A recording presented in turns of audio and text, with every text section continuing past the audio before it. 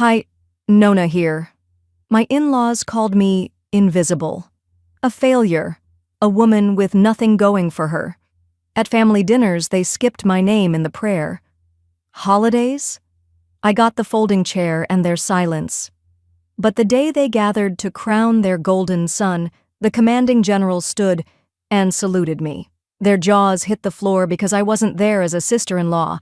I was there as Colonel Nona Taylor. Ever been underestimated by your own family? Tell me below, then come with me to where it all began. The smell of roasted turkey and cinnamon hit me the second I stepped through the front door. Carolyn's house always looked like it was ripped straight from a holiday magazine. Glittering pumpkins on the stairs, flickering candles, crystal glasses already clinking in the distance. I carried my store-bought pie in both hands, like it might burn me if I dared set it down too early. Carolyn greeted me with a stiff hug. "Oh, Nona, you brought dessert. That's convenient." Translation: You didn't bake like the rest of us. Before I could respond, Mindy glided in behind her, all silk blouse and perfect teeth. "Oh, pecan, Ethan's favorite. How sweet." She didn't even glance at me when she said it. Jared took the pie from me with a nod, avoiding eye contact, then disappeared toward the kitchen. I stood for a beat in the hallway, adjusting the small pin on my lapel, the one with the worn insignia. I never said much about it, but today, I needed the reminder. The dining table stretched across the formal room like a runway. Carolyn had place cards, of course. I found mine tucked at the end, right next to the swinging kitchen door and opposite the window that let the late autumn chills sneak through the glass. Ethan's seat was at the head naturally. Jared sat 2 chairs away from me, nestled between his cousin Lila and Ethan's 8-year-old daughter, who'd been coached not to ask me about army stuff. "Everyone settled?" Carolyn called, lifting her glass. "Let's begin." The family fell silent. Forks paused midair. Carolyn smiled, the kind that pinched at the corners of her mouth instead of her eyes. "We're just so proud," she began, "so grateful. This year especially, as we prepare for Ethan's promotion to lieutenant colonel. A real leader, one who follows through. Some people, of course, struggle to finish what they start." Her eyes flitted across the table. They landed on me like a light touch with sharp fingernails. I kept my mouth still. I'd learned not to rise to it. Ethan chuckled. "Well, it's not for everyone, Mom. Real work, I mean." Mindy leaned in with a wine glass in hand. "You still wear that old pin, Nona. That's adorable." The table laughed. Gentle chuckles and knowing glances passed around like a basket of rolls. Jared stayed quiet. His gaze dropped to his plate as if the mashed potatoes were suddenly very interesting. I reached for my water glass and let the silence sit on my shoulders. I didn't flinch. My thumb rested on the edge of the pin. Funny thing about being humiliated, you stop feeling it after a while. It just becomes something else. Something quieter, heavier, familiar. I let the moment slide by, not because I agreed, because I remembered what they didn't. The flash of headlights on that rainy base road, my unit's boots lined up in formation under the cold, the spine-cracking jolt when the car hit us, the months that followed, and the white envelope stamped with medical discharge. Not one of them ever asked. Not once. Back at the table, Ethan was toasting himself now. "Next week's ceremony should be something. Hope you all can make it. Open bar, of course." Everyone clapped. Carolyn dabbed her eyes with a linen napkin. Jared leaned toward me, just enough to whisper, "You okay?" I didn't answer. Instead, I picked up my fork and took a small bite of potatoes. Cold now. They moved into the living room soon after, all warmth and chatter and dessert plates. I stood, gathered my dish, and walked it quietly to the sink. The clatter of forks and applause still echoed behind me when I turned on the faucet. As the warm water ran over my hands, I heard Ethan's voice from across the room, sharp and loud, cutting through the noise like a blade. I wiped the last dish, set it in the rack, and dried my hands slowly, anything to avoid turning back around to the room still buzzing behind me. The laughter had died down, replaced by the hum of small talk, Ethan's voice weaving through it all like a silk thread tying the family together, tying them to him. I carried my empty pie dish toward the front hall. Jared caught up, whispering, "You okay?" I nodded once, too quickly. That night, after we got home, I didn't say much. Jared fell asleep fast, like he always did after family dinners. I lay there, wide awake, staring at the ceiling, tracing invisible maps of all the places I'd once served, places that never asked me to explain myself, that never made me feel like less. The next morning, I took my old uniform blouse from the cedar chest in the hallway. I hadn't worn it in over a decade, but something about the way Mindy's laugh echoed in my ears. "She still wears that old thing? How cute." Wouldn't let me rest. The fabric smelled like wood and lavender. I filled the bathroom sink with lukewarm water and a bit of woolite, soaking the blouse slowly, then rinsing until the water ran clear.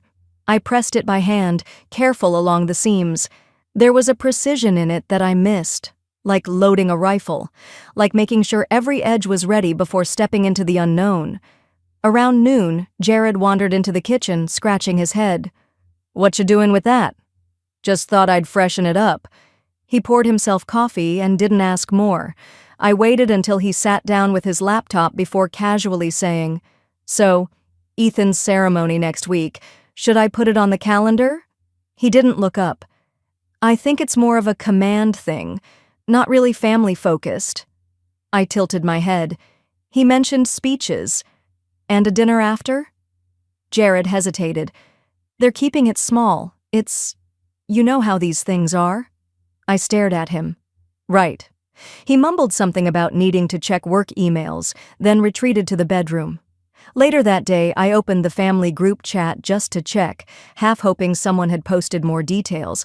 Instead, I saw a photo from Carolyn, a stack of thick, cream-colored invitations, gold foil letters spelling Lant Colonel Ethan Marsh, promotion ceremony and dinner. The date and venue printed bold beneath. One of the replies read, "Can't wait to celebrate." Another said, "Ordered the red velvet cake he loves." Jared had responded with a thumbs-up emoji. There was no mention of me, no tag, no "hope to see you there." Nothing. I didn't know whether to laugh or cry. Instead, I folded the blouse and laid it on the back of the chair. It looked out of place in this small apartment, like it didn't belong in this version of my life. Maybe that was the point. Just as I was about to close my laptop, there was a knock at the door. It startled me. I wasn't expecting anyone.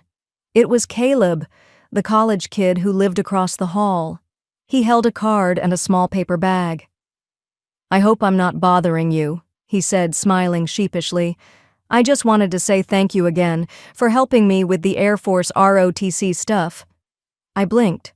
"Oh, of course. How's that going?" "I got in," he said, grinning wide. "And I used some of the stuff you taught me, about leadership and posture and presence. They noticed. They really noticed." I smiled and nodded, warmth creeping into my chest. "I'm proud of you." He handed me the card. I wrote something inside. "You don't have to read it now." He hesitated, then said, "I don't mean to overstep, but they should be proud of you too. You're the real deal." He left before I could respond. I closed the door, leaned against it for a moment, and exhaled. Inside the card, he'd written, "When I make it through that first year, I'll remember what you said. Strength is knowing when to be silent and when to speak up. You taught me both. Thank you." It hit harder than I expected. That night, I sat on the couch scrolling social media. Ethan had posted a photo of the invitation again, this time with the caption, "Can't wait to celebrate with my heroes. 1 week to go."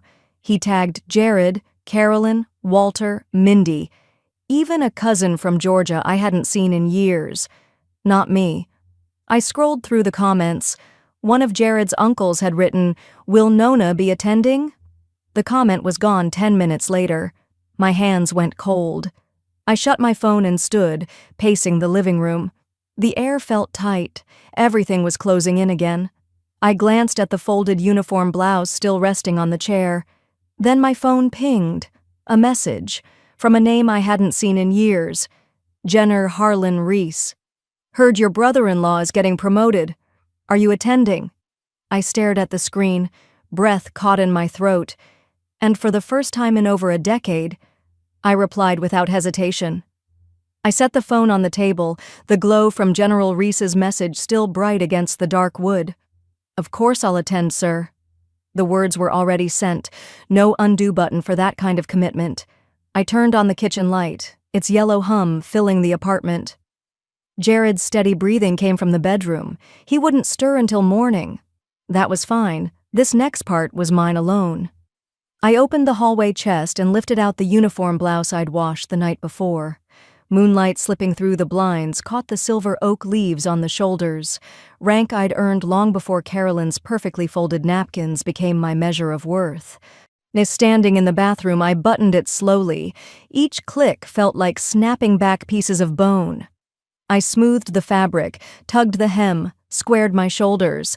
The mirror reflected someone I hadn't let the world see in years, Lieutenant Colonel Nona R. Henderson.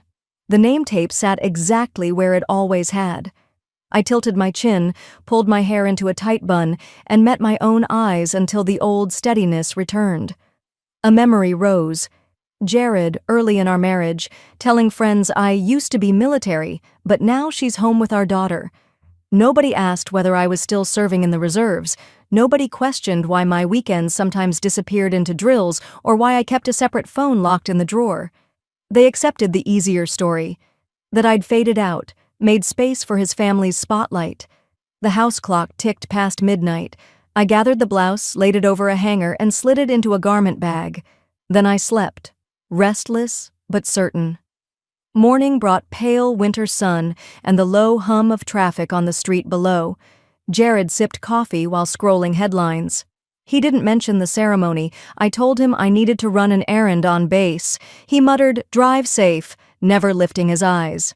15 minutes later, I pulled through the gate at Fort Madsen. The guard scanned my ID, eyebrows raising when the rank registered. "Morning, Colonel. Welcome back." I nodded, drove on, tires crunching over gravel I knew by heart. Inside the personnel building, fluorescent lights buzzed overhead. Sergeant Morales at the credentials desk glanced up, startled. "Ma'am, I wasn't aware we had a field-grade officer residing off post." "Reservist," I said, handing over my orders. "Need confirmation for next week's joint ceremony." He thumbed through digital files, then printed a pass. "All set, Colonel. If you don't mind me saying, you just made my day a little more interesting." "You'd be surprised how quiet some of us are," I replied. On my way out, my phone vibrated. General Reese again, this time a voice call. I answered, stepping into the crisp air. His tone carried the warmth of a mentor who knew exactly why silence could be sharper than a shout. "Wanted to hear it from you," he said. "You're sure you want to walk into that room?" "I've walked into worse," I said, a faint smile creeping in. He laughed softly. "Fair. Your presence will change the tone. Be ready." "I am." We spoke a minute longer, details, protocol, a reminder that my updated security badge would be waiting. Hanging up, I felt lighter, like muscles unknotting one fiber at a time. Outside the commissary, Caleb's grandmother struggled with 2 grocery bags. I jogged over, lifted the heavier one. She thanked me, eyes bright beneath a knit cap. "Caleb told me you inspired him," she said. "He inspired himself," I answered, placing the bag in her trunk. Small acts, yes, but grounding. Proof that worth isn't decided by seating charts. Back home, the apartment was silent. Jared was at work. I laid the uniform across the bedspread, smoothing every wrinkle. Beside it, I placed the snowy envelope that had arrived while I was gone. Silver seal, official crest, my name scripted correctly this time. The invitation from the command, not the family. My phone chimed with a voice memo. Carolyn's light southern lilt slipped into the room. "Since you didn't RSVP, we assumed you wouldn't be attending. It's just military stuff, dear. You wouldn't be comfortable." I deleted the message without saving it. Dusk settled. Streetlights flickered on one by one, throwing pale rectangles across the carpet. I stood at the foot of the bed, looking at the uniform, the invitation, the quiet apartment that held so many versions of me, wife, mother, supposed failure. I whispered to the empty room, to the walls that had heard me doubt myself at 3 a.m., to the echo of Mindy's laugh in my head. They'll see me, whether they want to or not. I carried that promise all the way to Fort Ashton, the garment bag beside me in the passenger seat like an unblinking witness. Dawn was only a pale stripe on the horizon when I reached the checkpoint. The young MP glanced at my ID, did a double-take, then straightened fast enough to jar his cap. "Good morning, Colonel. Welcome." "Appreciate it," I said, easing forward. The title fit again, the way a well-worn boot remembers its owner. Inside the parking lot, the ceremony hall loomed, brick, glass, flags rippling under weak winter light. I slipped into a restroom off the lobby, swapped jeans for the pressed uniform slacks, buttoned my blouse, clipped the service ribbons in place. 1 deep breath, 2. When I stepped out, an event lieutenant hurried over, tablet in hand. "Excuse me, ma'am, you're in the family line." I tipped my chin toward my rank. Understanding flashed across her face. "My mistake, Colonel. You're listed with honored guests. Follow me, please." She guided me past rows of folding chairs toward a reserved section near the stage. I caught sight of Jared's relatives already seated farther back, Carolyn fussing with a corsage, Walter scanning the program, Mindy bent close to Jared, probably rehearsing applause cues. Mindy glanced up, spotted me, and froze mid-sentence. Her mouth hung open a heartbeat before she leaned toward Carolyn, whispering hard. Carolyn turned, expecting a ghost, maybe. The color drained from her cheeks when she realized I was solid, present, in full dress blues. I gave a polite nod, then faced forward. The orchestra began a soft prelude. An aide approached, briefing me on when to stand for the interbranch salute. My pulse stayed steady. Years of drills had taught my body how to wait without fidgeting. Behind me, the audience swelled, officers' spouses in neat dresses, enlisted families clutching small children. Somewhere in that rustle I heard Carolyn hiss, "I thought she wasn't coming." Walter answered under his breath, "No one told me she'd still be in uniform." The house lights dimmed. The MC stepped to the podium, voice amplified and warm. After the pledge and anthem, he cleared his throat. "Before we celebrate today's promotion, our commanding general wishes to recognize a special guest." A murmur rippled. I kept my gaze straight ahead. General Nathaniel Thorne strode onto the stage, gray at the temples now, but unmistakably the same man who once dragged a radio across a desert so I could patch through a medevac. His eyes flicked over the crowd until they landed on me. "Some years back," he began, "a young medic held a perimeter alone so that the rest of us could get out alive. She never asked for thanks, never sought a headline. She simply did the job." He paused, letting the words settle. "Colonel Nona Henderson, would you please rise?" Chairs squeaked as heads whipped my direction.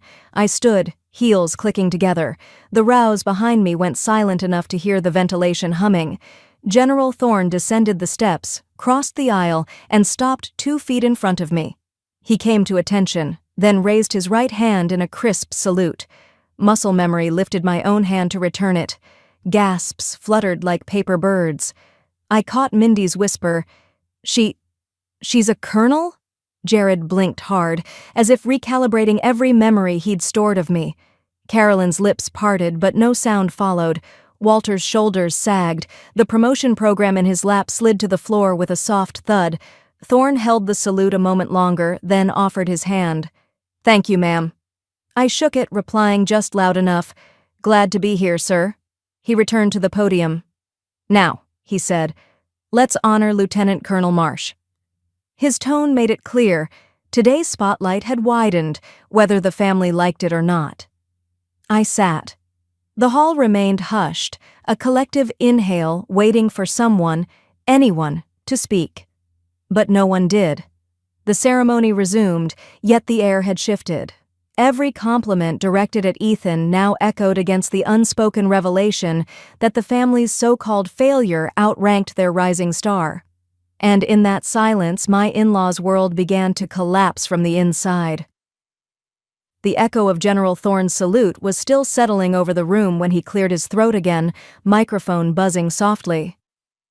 "I can't continue," he said, gaze sweeping the audience, without sharing one more memory. Years ago, downrange, a convoy of ours was hit.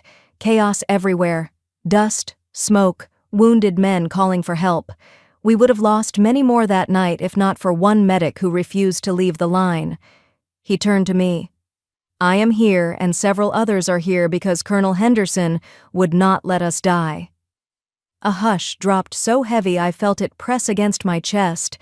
Somewhere in the fourth row, a spoon clinked to the floor, loud as a bell. No further details. None were needed. The story itself hovered like fine sand, coating every whispered rumor Jared's family had ever spread.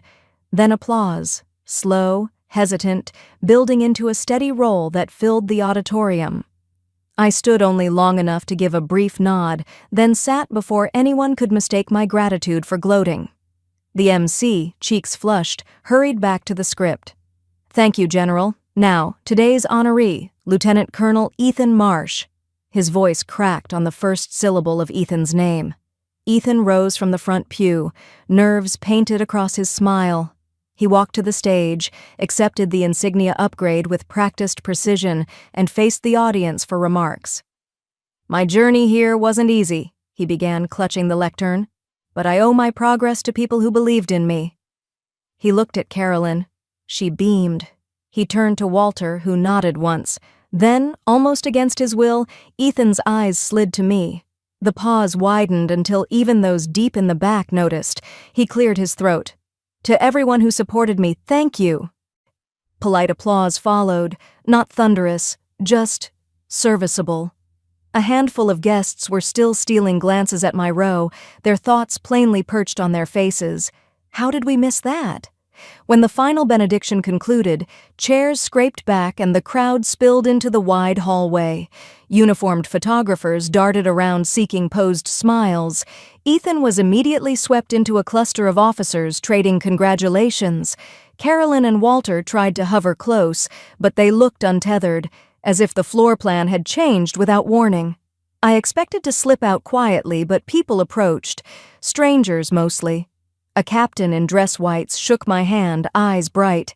Ma'am, my platoon runs trauma drills based on your field notes from Kandahar. A young army spouse pressed my palm between hers and whispered, You give the rest of us hope. The attention wasn't something I craved, yet I met each gaze fully. It felt dishonest to shrink now. Near the refreshment table, Mindy stood stiff, fingering the stem of an untouched glass. I could feel her staring. She took a step, but Jared's mother snagged her elbow. Leave it, Carolyn hissed. She's making us look small. Mindy's voice, softer yet firmer than I'd ever heard from her, slipped out. No, we did that ourselves. Their exchange ended when a reporter from the base paper asked Carolyn for a comment about the colonel's unexpected recognition. Carolyn managed a brittle smile, excused herself, and steered Walter toward the exit. Mindy followed a moment later, head lowered. I finally found a gap in the crowd and headed for the side doors. A pair of junior enlisted women moved aside, offering salutes so crisp it made my throat tighten. Outside, the December air bit at my cheeks. I let it. It felt clean. Footsteps approached. Jared. He rubbed his palms together, gaze fixed on the pavement. You could have warned me, he muttered. I wasn't sure you'd listen. He swallowed hard. I'm proud of you, you know. Always have been. That word, always, hung between us like a fragile ornament. I didn't correct him, not right then. We should get back inside, he said. Mom's looking for you. She'll find I'm busy, I replied, adjusting the collar. General Thorne wants a word about tomorrow's Veterans Roundtable. Jared nodded, defeated by courtesy. Inside, he had duties. Posed photos, handshakes. I had my own. We parted with a polite squeeze of his arm. Nothing more. As I crossed the lot, the hum of conversation from the lobby faded, replaced by winter wind skimming across flags overhead. The day's formalities weren't finished, but I'd delivered my message without a syllable of boast. The people who needed to hear it had heard plenty in the silence that followed Thorne's salute. They thought the chapter ended there. They were wrong.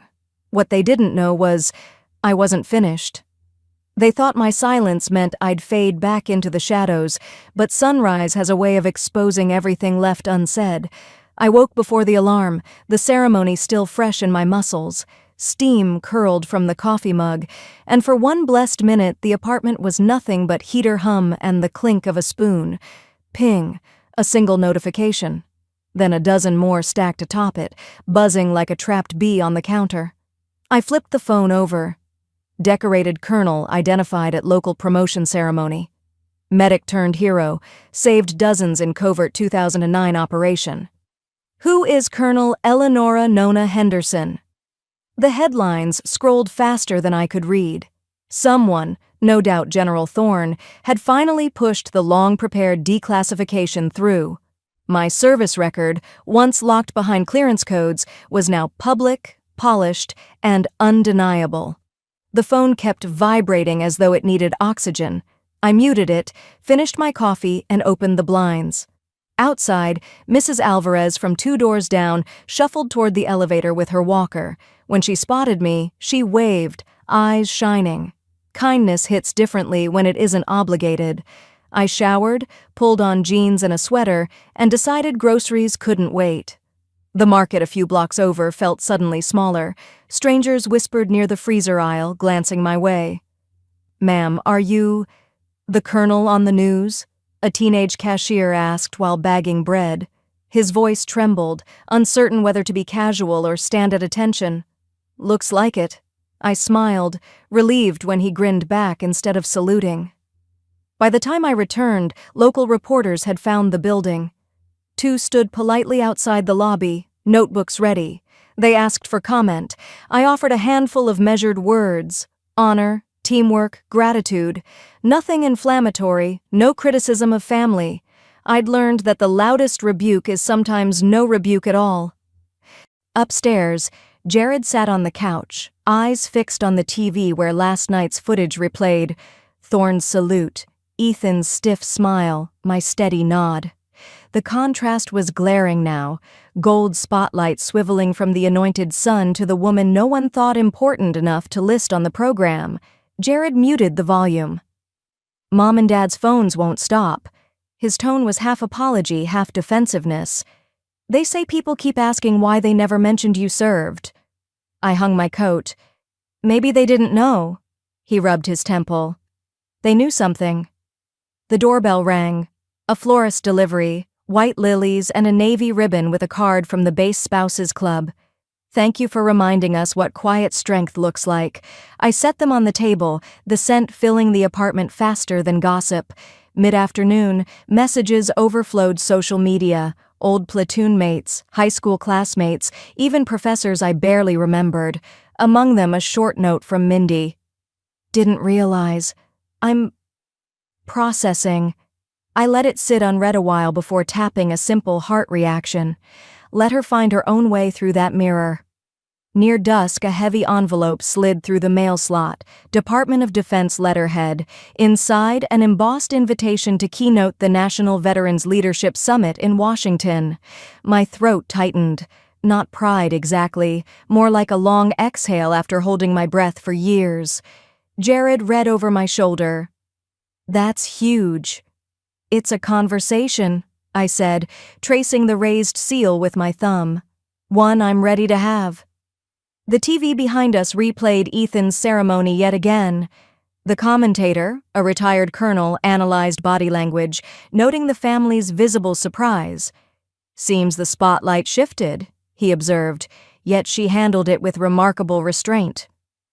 Jared clicked the television off. Silence settled, gentler than before. "I should have defended you," he said quietly. "You had your own battle in that room," I answered.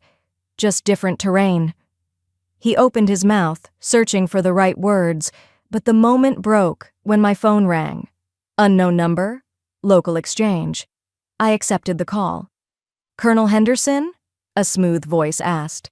"This is Marla Price with Channel 8 Investigates. We'd love to schedule an in-studio interview about your service." I scheduled something tentative, then hung up. The sunlight outside had thinned into evening blue. A knock landed at the door. Firm, deliberate. Jared tensed. "You expecting someone?" No. I stood, smoothing my sweater, and opened the door. Carolyn stood there, coat buttoned to her chin, eyes rimmed red but dry. She clutched a manila folder so tight her knuckles blanched. "May we talk?" she asked, voice brittle. I stepped aside, letting her enter the apartment she rarely visited. Jared remained seated, watching like he wasn't sure whether to stand at parade rest or run. Carolyn held out the folder. Inside, clipped newspaper clippings, printed screenshots of articles, even a faded photograph of me treating a wounded soldier, images someone in public affairs must have released. She flipped through, lips trembling. "I didn't know," she whispered, meeting my eyes. "Or maybe I didn't want to look." I waited. She exhaled a shaky breath. "Everyone keeps asking why we never said anything. I told them you never talked about it, but the truth is, we never listened." Behind her, Jared's shoulders sagged, a quiet confession without words. I closed the folder gently, set it on the coffee table. "Listening is a choice." She nodded, tears finally spilling. "I came to say I'm sorry. And to ask, will you come to dinner Sunday? No speeches, just family." It wasn't the apology I'd dreamt of, but it was the one she could muster. I told her I'd think about it. She left moments later, relief and regret mingling on her face. When the door shut, Jared exhaled. "That's new." "Maybe the file did more than list medals," I said, staring at the lilies. "Maybe it forced them to see the empty space where respect should have been." Night wrapped around the windows. The day had delivered more validation than a lifetime of polite silence, yet I felt strangely calm, as though all these revelations belonged to another story entirely, one I could watch without flinching now. But just when I thought they'd stay silent, one of them showed up. I was rinsing out my coffee cup when I heard it. A knock, not hurried, not heavy, just careful, almost apologetic. I glanced at the clock.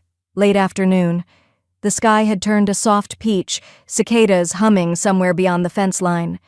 Maybe it was the mailman, or one of the neighbors with a pie, or more likely, questions about the news that still hadn't stopped swirling. But when I opened the door, I froze. It was Mindy, alone. No phone in her hand, no fake smile plastered across her face, just standing there, eyes unsure, shoulders pulled up like she'd walked 1,000 miles to get here. I didn't say a word. I didn't have to. I just opened the door halfway and leaned against the frame, watching her try to steady herself. "I didn't come to fight," she said quietly. Her voice was softer than I remembered, or maybe I'd never really heard it without all the bite. I didn't move right away. I just looked at her. She shifted under the weight of silence, but she didn't flinch or fill it with empty chatter. So I stepped back and opened the door the rest of the way. We walked outside to the porch, my porch. The same one she once called a failure's front steps after that ugly Thanksgiving 7 years ago, back when everything I did was a punchline in her mouth. We sat down, not side by side, but with a sliver of space between us. The sun was beginning to dip lower, casting long shadows across the porch railings. She didn't say anything for a while, neither did I. Then she spoke. "You know, I used to think your silence meant you had nothing. Like, you didn't push back because there was nothing worth pushing for, that you were just floating through, taking whatever was handed to you." She blinked quickly, looked down at her hands. "But it wasn't that, was it?" Still, I said nothing. Mindy reached into her bag and pulled out a worn yellow envelope, the kind you'd find stuck between photo albums in a dusty attic. "I read it," she whispered. "Your file. Every word. I read it." She placed the envelope gently on the table between us, and I found this. She slid the envelope across the weathered wood.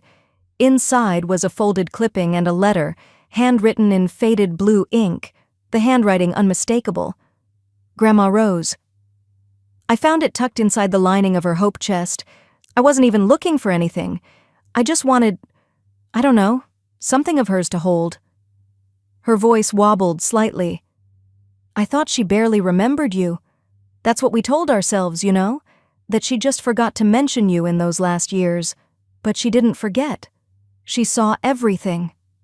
She looked at me, eyes wet but holding back. She wrote, "Nona's strength is quiet, but unshakable. She sees everything. She endures." The air on the porch shifted. She reached for a tissue from her coat pocket, dabbing at the edge of one eye before it spilled. "I deserved that silence," she said, finally meeting my gaze. "I deserved every word you didn't say, and I don't know what to do with that except show up here and say it out loud." Another pause. "You deserved more, from me, from Mom, from all of us." I studied her for a moment, then finally spoke. "I didn't need more," I said evenly. "I just needed truth." She nodded slowly. "I know." There wasn't a dramatic moment after that. No cinematic apology, no embrace, no music swelling in the background. Just us. Two women on an old porch, with too many years between us and not enough words to cover them all. But for the first time, the air between us was clean, raw, honest, and quiet, but not the kind of silence that cuts, the kind that settles. She stood up eventually, hands tucked into her sleeves. She walked down the steps, paused at the bottom, then turned back. "Would you ever come back to the house?" she asked, "for Dad's retirement?"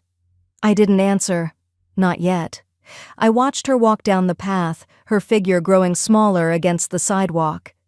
The screen door creaked softly behind me as I stepped back into the quiet of my home, and for a long moment, I stood still, letting it all settle, not just her words, but the years of things unsaid. I placed the envelope on the kitchen table, ran my fingers across the paper once, then left it there. I wasn't sure what tomorrow would bring, but I knew one thing. Truth doesn't always come loud. Sometimes it just knocks softly and waits. But someone else showed up next, and they weren't there to apologize. It was the mail carrier. Same guy, always friendly. But this time, instead of dropping the bundle of ads into the box and walking off, he rang the bell. I opened the door, and he held out a large white envelope with a navy emblem embossed across the seal. "Special delivery," he said, tapping the corner of the envelope with 2 fingers. "Looks official." I took it slowly. "Thanks, Roger." He gave a small nod and walked back down the steps. I closed the door and turned the envelope over in my hands. It had weight to it. Not just physical, emotional. Like whatever was inside was going to tilt something that had been balancing too long on the edge. Ethan was sitting at the kitchen counter. He looked up from his tablet as I walked in, his eyes falling to the envelope. He didn't ask what it was. I sat down, slid my finger under the flap, and peeled it open carefully. Inside was a crisply folded invitation on thick cardstock. The words glinted with gold foil. "You are cordially invited to the retirement ceremony of Colonel Franklin D. Blake, U.S. Army." The language was stiff, formal. No warmth, just protocol. I scanned the lines. Date, time, location. No personal note. No, "We hope to see you there." Just a link for RSVP, a dress code, and a seating chart link in a QR code printed neatly at the bottom. My thumb hesitated above the scan. Ethan cleared his throat lightly. Still no words. I finally opened the link on my phone. It pulled up the full event program, speeches, a military band, remarks from friends and family, a slideshow. Then I opened the seating chart. My heart paused. Ethan was listed, Ethan Blake, son of honoree. His seat was front and center, but next to his name, empty. No +1. No mention of me anywhere. I scrolled through the table map. Nothing. Then I checked the family tribute section in the event program. Photos began to load. A younger Franklin in uniform, his late wife, Ethan and Mindy as children.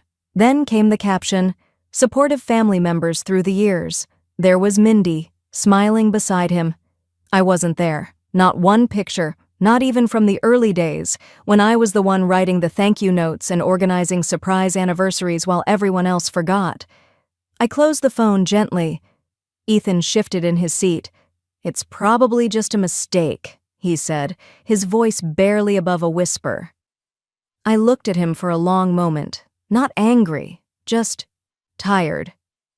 Is it? He opened his mouth, then shut it. Whatever answer he might have had, it wasn't worth speaking. I didn't say another word. That night, I sat in my home office, lights dimmed, that envelope still resting on the corner of my desk. I stared at it like it might explain itself, like maybe it would apologize if I gave it enough time. Instead, it just sat there, beautiful, empty. The next morning, I put on a clean blouse, tied my hair back, and drove to the planning office at the base. The woman behind the desk couldn't have been more than 24. Lieutenant pins on her collar, her eyes widened when she saw me. "Oh, Mrs. Blake?" "Yes." She stood so quickly her chair bumped the wall behind her. "I wasn't expecting you today. I thought—" She trailed off. I waited. She fumbled with a printed list. "We were told you wouldn't be attending, that you weren't involved in the ceremony." "Who told you that?" She froze. I believe it came through from Mindy. She's been coordinating the slideshow and the family seating section." I kept my face neutral. "Did she sign anything? Was it formal?" The lieutenant's lips thinned. "Not formally. It was a verbal note, passed through one of the committee liaisons. I'm so sorry if there's been a mistake." I smiled tightly. "No. You've been very helpful." I stepped out into the bright daylight, the heat pressing against my skin like a reminder. You are still here.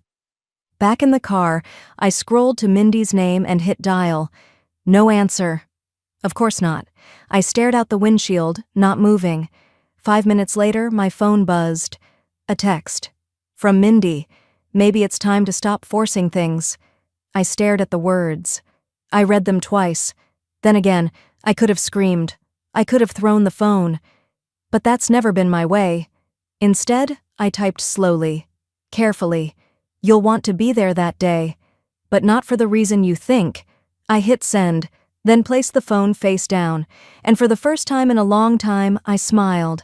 Not with joy, but with clarity. Because I didn't come for their retirement speech, I came for the microphone.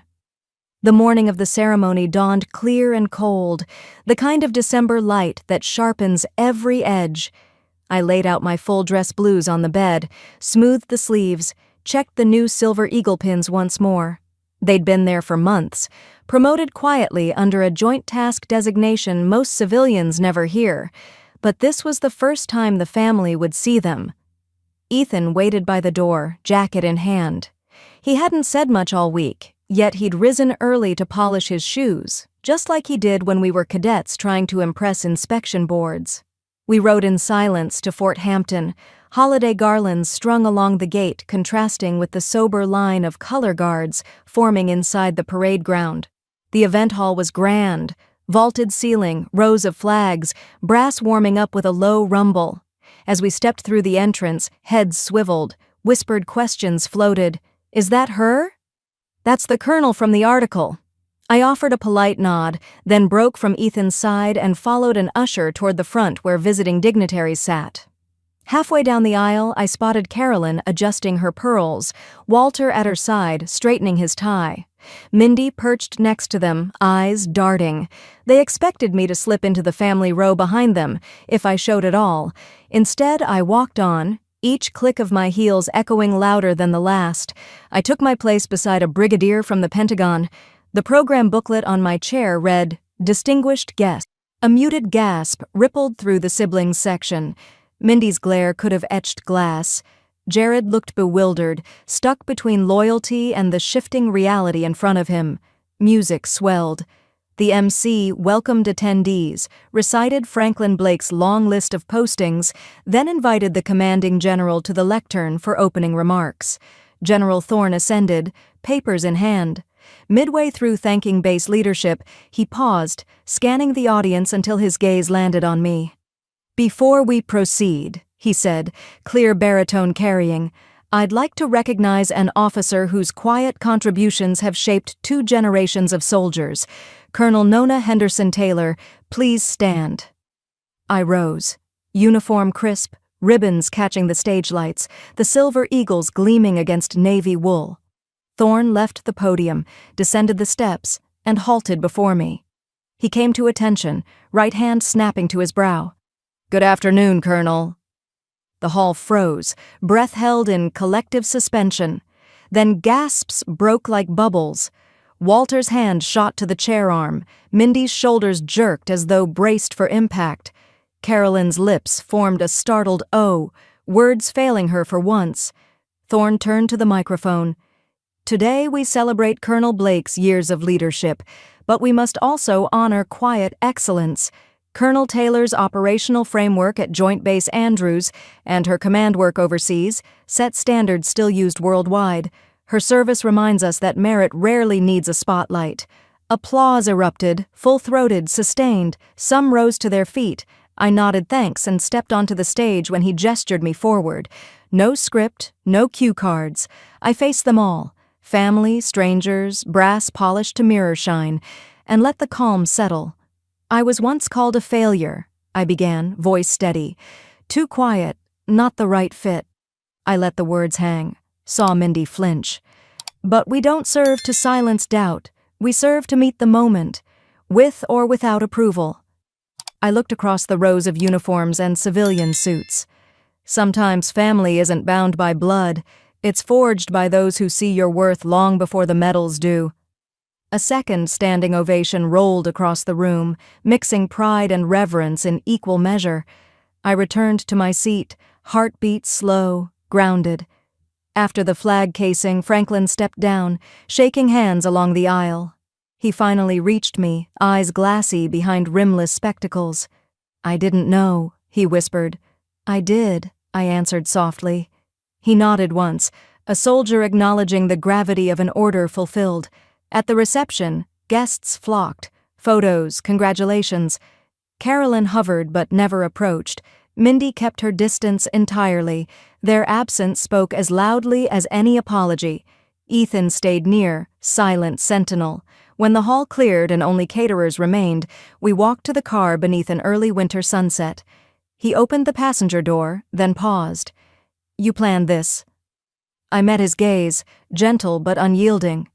"I earned this." The engine hummed to life. We pulled onto the main road, the base receding in the mirror. Neither of us spoke, yet the cab felt anything but empty. My silence, the one they used to misread, now filled the space with a certainty that needed no explanation. Sometimes the loudest redemption comes in a quiet salute.